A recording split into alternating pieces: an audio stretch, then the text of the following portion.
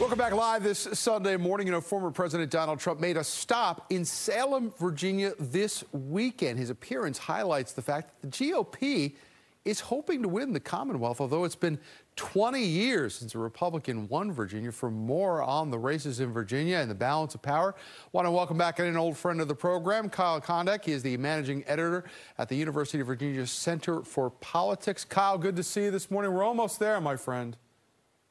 Yep, 2 days, and then several days of drama after that, probably. Probably. So here's the question, Kyle. We saw the president, the former president, in Virginia. We've got these polls recently that said he's chilled. Can Donald Trump win Virginia? And if so, why? And if not, why? I don't think that Virginia is in play in this election. I don't know if Kamala Harris will match Joe Biden's 2020 victory, which was 10 points in margin. But I just demographically, the state has just moved away from Republicans at the federal level. That was already happening in the Obama years, and I think that Donald Trump becoming the head of the Republican Party only kind of accelerated that. And so, you know, Virginia is one of the first poll closings, and so if there's something going haywire for Harris in Virginia, that obviously would be a very telling sign about other places. But if this election actually is as close as we all think it is, it's going to be decided in other places. All right, so let's get into some of these congressional races. Let's start in the Virginia 7th. TV ads have been everywhere on this one, Kyle. Eugene Vindman, the Democrat, Derek Anderson, the Republican. This one's gotten a little, you know, personal, nasty between the two of them. What do you see in Virginia 7th right now? Because that's the seat that's going to replace Abigail Spanberger. Yeah, it's been a competitive race. You know, there've been polls that have come out about it from I think mostly from Republican sources. They usually have, you know, basically tied, or like Vindman like slightly ahead.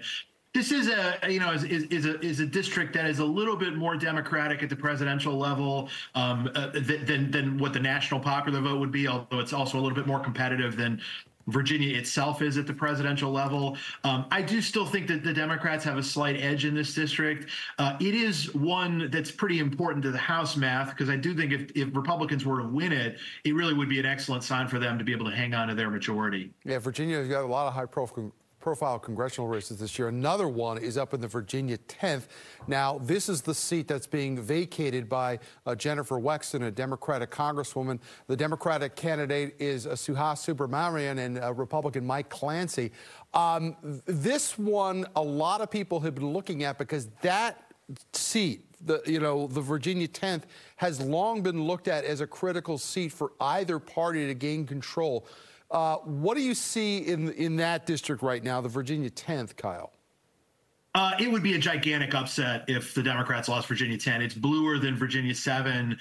There's been a lot of outside campaign activity and involvement from the party committees on both sides of Virginia 7. You really haven't seen that in Virginia 10. And so Virginia 10 in a different iteration was a really important race in both 2016 and 2018. But the district has moved in such a way that I don't think it's a really viable Republican target anymore. What do you make of Glenn Youngkin this past week? And he kind of kept Donald Trump at arm's length for a while. It seemed those arms kind of went into a bit of an embrace this week. And is that any signal of things to come moving forward with Glenn Youngkin?